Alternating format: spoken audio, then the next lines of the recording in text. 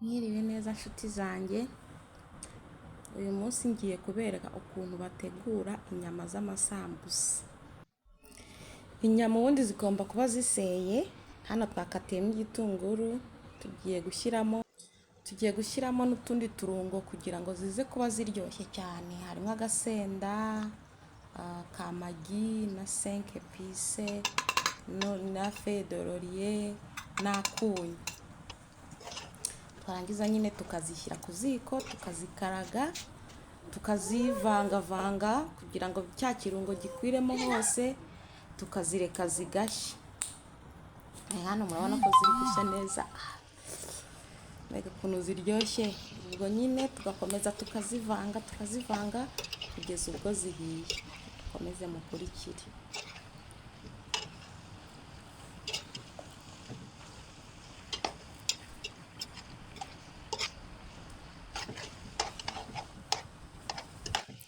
Iyo urimo guteka inyama rero uba utegura n'ibindi bintu uri buze gushyiramo, urugero nk'ibitunguru.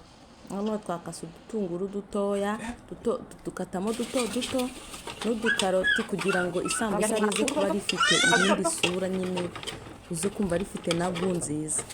Ibitunguru bihiye, twabitetse nabyo bihiye, na twa dukaroti duhiye, tuvangamo za nyama. Turazivanga nyine kugira ngo ubone ko hari indi kureri nyine isambusa rize kuba rifite. Turakomeza turazivanga kugira ngo bivangike neza. Ibitunguru bitaza kuba biri ukwabyo n'inyama ziri ukwazo, nyine urabivanga kugira ngo bivangike neza.